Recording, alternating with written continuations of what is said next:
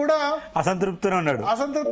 Transparent గా జరగలేదు అంటారు. ఇప్పటి వరకు మనం మాట్లాడింది జగన్ గారు. ఎస్ 223 ర్యాంకర్ చరణ్ కౌశిక్ గారు సార్ నమస్తే. నమస్తే నమస్తే నమస్తే చెప్పండి. సెలెక్ట్ అయిన క్యాండిడేట్ కూడా ట్రాన్స్పరెంట్ గా జరగలేదు అంటారు. ఆశ్చర్యకరం సార్. ఇక్కడ టీజీపీఎస్సీ సంబంధించినటువంటి వ్యవహారము, అదే కాకుండా ఇది కోర్టుకు సంబంధించిన ఇప్పుడు దీని విషయంలో రద్దు చేయమని చెప్పింది.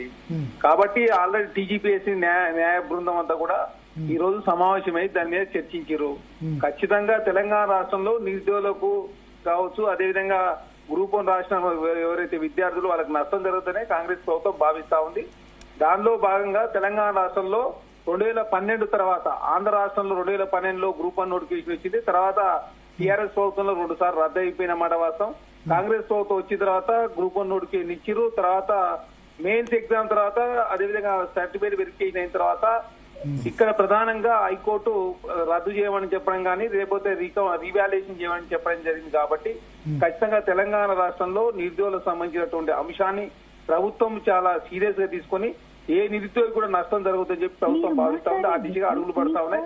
ఖచ్చితంగా తెలంగాణ రాష్ట్రంలో పారదర్శకమైన టీజీపీఎస్ ఉండాలని చెప్పి ప్రభుత్వం భావించే యూపీఎస్సీ తరాలో టీజీపీఎస్ రూపుదించే ప్రయత్నం కూడా జరుగుతా ఉంది. కాబట్టి కొంత ఇబ్బందులు జరిగినప్పుడు కూడా ఖచ్చితంగా భవిష్యత్తులో నిరుద్యోగుల నష్టం జరగకుండా చేసే ప్రయత్నంలో భాగంగా కాంగ్రెస్ ప్రభుత్వం ముందుకు పోతా ఉంది. కాబట్టి ఇది అనవసరంగా ప్రాపగండ చేసే ఉద్దేశంలో బీఆర్ఎస్ పార్టీ కావచ్చు, భారతీయ జనతా పార్టీ కావచ్చు, అనవసరంగా నిరుద్యోగుల మధ్య గందరగోళం క్రియేట్ చేసే ప్రయత్నం వారు చేస్తా ఉన్నారు.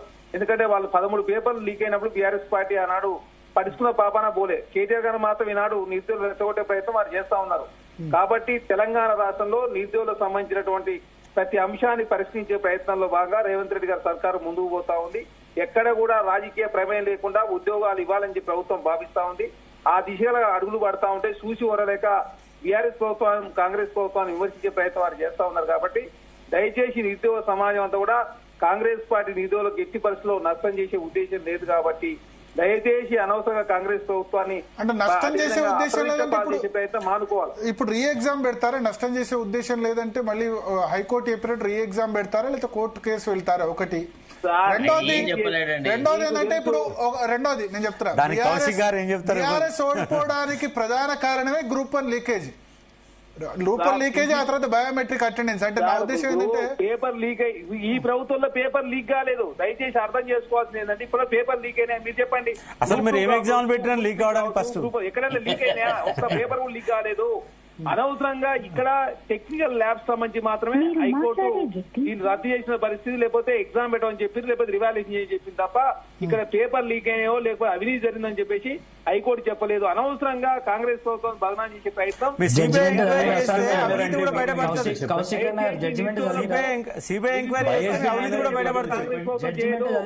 దయచేసి నిరుద్యోగుల జీవితాలతో కాంగ్రెస్ ప్రభుత్వం బీఆర్ఎస్ పార్టీ మాత్రమే నిరుద్యోగ జీవితాలతో వాడుకున్నారు. వాళ్ళు మొదటి సంవత్సరం 2 లక్షల ఉద్యోగాలు ఇస్తారని చెప్పేసి వాళ్ళు మొత్తం 10 సంవత్సరాల కాలంలో వాళ్ళు ఇచ్చిన ఉద్యోగాలు 2 లక్షలు కూడా లేవు. మీరు చూడండి, ఎక్కడ కూడా తెలంగాణ రాష్ట్రంలో కాంగ్రెస్ ప్రభుత్వం వచ్చిన తర్వాత మీరు చూస్తా ఉన్నారు. చెప్తా ఉన్నారు సార్. సబ్జెక్ట్ అవతల ఎవరండి మాట్లాడేది? శరత్ గారా? అశోక్ సారు, ప్రభాకర్ గారు. ఎవరండి? Ashok sir Prabhakar Chouti sir. Sir నమస్తే.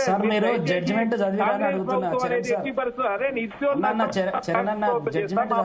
అంతర్భాగం నిరుద్యోగులు, రైతులు కావచ్చు, నిరుద్యోగులు కావచ్చు, మహిళలు కావచ్చు, వాళ్ళు మా ప్రభుత్వం అంతర్భాగం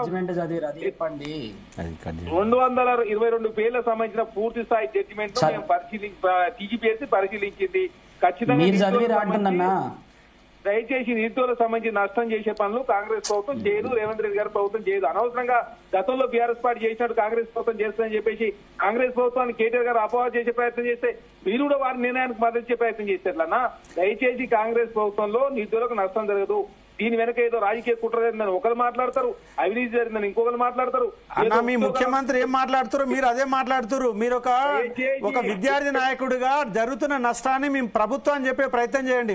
ముఖ్యమంత్రి అదే చెప్పి కింద నాయకులు అదే చెప్తే మొత్తంగా వ్యవస్థను ఆగమైతుంది. ఇప్పుడు కాబట్టి మీరు ఏం చేయాలంటే విద్యార్థులలో వ్యతిరేకత పెరుగుతుంది, వాస్తవికంగా చేసే ప్రయత్నం చేయండి. ముఖ్యమంత్రి మాటలే మళ్ళీ మీరు సూచిస్తే లాభం లేదు. టీజీపీఎస్ అనే అటానమస్ బాడీ మీకు తెలుసు, నియమించే వరకు మాత్రమే ప్రభుత్వము బాధ్యత ఉంటుంది. మిగతా వాళ్ళు అటానమస్ బాడీ వారు తొలగించాలని కూడా గవర్నర్ తొలగించాలి, రాష్ట్ర ప్రభుత్వం కూడా సంబంధం ఉంటుంది. కాకపోతే తెలంగాణ రాష్ట్రంలో 80% విద్యార్థులు నష్టమయ్యే పనులు మాత్రం టీజీపీఎస్సీ కానీ ఇంకెవరు చేసినా తెలంగాణ రాష్ట్రంలో కాంగ్రెస్ ప్రభుత్వం ఉపేక్షించదు. మా టైంలో పేపర్ లీక్ ఒక కాంట్రాక్ట్ ఎంప్లాయ్ చేస్తే మమ్మల్ని బద్నామీ చేసిర్రు. ఇప్పుడేమో టీజీపీఎస్ ఆటోనమస్ బాడీ బాగున్నది. మీ మాటల్లోనే కాంట్రడిక్షన్ చూడండి సార్. మీరు 13 పేపర్లు బీఆర్ఎస్ ప్రభుత్వం లీక్ అయితే పరుచుకున్న పాపాన బోలి ఈ రోజు కేటీఆర్ గారు మాట్లాడితే ఎవరన్నా అర్చిస్తారా చెప్పండి? మీరు ఎవరైనా అర్చిస్తారా చెప్పండి? నిరుద్యోగుల పక్షాన కాంగ్రెస్ పార్టీ ఉంది కాబట్టి ఒక్క పేపర్ లీక్ కావాలి. వాళ్ళు పేపర్లు లీక్ చేసి మీరు ఉద్యోగాలు అమ్ముకుంటారు అన్న, రెండు తేడా చూడండి. వాళ్ళు పేపర్ లీక్ అయింది, మీరు ఉద్యోగాలు అమ్ముకుంటారు. ఇప్పుడు ఇక్కడ ఆస్పిరెంట్ల వీపు మీద కొట్టిరు కదా మీరు. రాజకీయ కక్షకారుల తావులేదు తెలంగాణ రాష్ట్రంలో కాంగ్రెస్ ప్లాన్ ఆఫ్ యాక్షన్ ఏంటిదో చెప్పండి. ఒకటే state question, me plan of action ఏంటిది, వే ఫార్వర్డ్ ఏంటి చెప్పండి. ప్రవేశం లేదు. కేసీఆర్ గారు స్పందించినా మా ముఖ్యమంత్రి గారు రెగ్యులర్ గా తిరుగుతూనే ఉన్నాడు కదా. నిరుద్యోగులకు సంబంధించిన ప్రభుత్వ రంగంలో కాదు ప్రైవేట్ రంగంలో అదే చెప్పిన కదా లిస్టు. రేవంత్ గారు తెలంగాణ రాష్ట్రంలో ఇవన్నీ కూడా ఏర్పాటు చేస్తున్నారు. స్పందన నంబర్ 1 మోతీలాల్ నాయక్ స్టూడెంట్, ఆయన ఆస్పిరెంట్ కాదు. అశోక్ గారి మీద పేరు తీసుకొని క్రిటిసైజ్ చేసిర్రు, లాఠీ చార్జ్ చేసిర్రు, జైలుకు పంపిర్రు. స్పందన బ్రహ్మాండమైన స్పందన ఉంది, నోటిఫికేషన్ వద్దు. ఇదా స్పందన?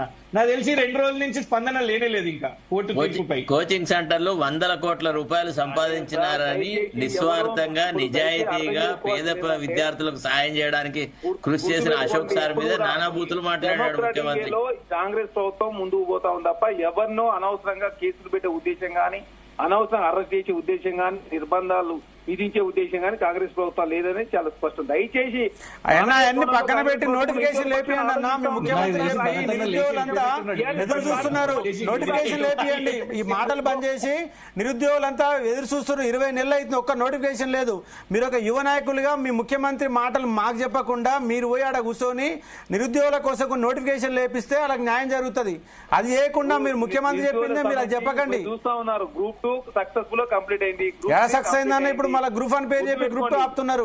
సర్టిఫికేట్ ఇచ్చేస్తే అయిపోతుంది. వివాదం ఉన్నది దానికి. ఈ గ్రూప్ 1 సంబంధించి ఏదైనా తేలిన తర్వాత మొత్తం కంప్లీట్ ఒకేసారి గ్రూప్ 1 తర్వాత గ్రూప్ 2, గ్రూప్ 3 తర్వాత గ్రూప్ 4 తీస్తే ఇక్కడ ప్రధానంగా ఉద్యోగాలకు సంబంధించినట్టు డబుల్ ఉద్యోగం రాకుండా అయితే దాంతో నిరుద్యోగులు మేలు జరిగి ప్రభుత్వం భావిస్తా ఉంది తప్ప ఇక్కడ నిరుద్యోగులు నష్టమయ్యే పనులు కాంగ్రెస్ ప్రభుత్వం చేసి దయచేసి ఆ కోణంలో ఆలోచించదని చెప్పి కాంగ్రెస్ పార్టీ నుంచి నేను రిక్వెస్ట్ చేస్తా ఉన్నా. ఒకటి కృషాంక్ గారు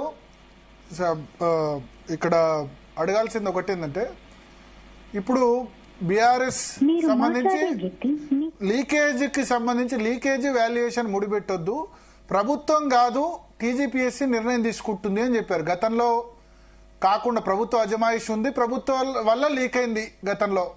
బట్ ఇప్పుడు ఈ విషయంలో మేము విద్యార్థుల ప్రయోజనాల విషయంలో, ఎందుకంటే 2 days గా ప్రభుత్వం నుంచి రియాక్షన్ రాలేదు, కాషియస్ గా ఉన్నారు వాళ్ళు. ఆ విషయంలో టీజీపీఎస్సీకే వదిలేసినట్టు కనబడుతోంది.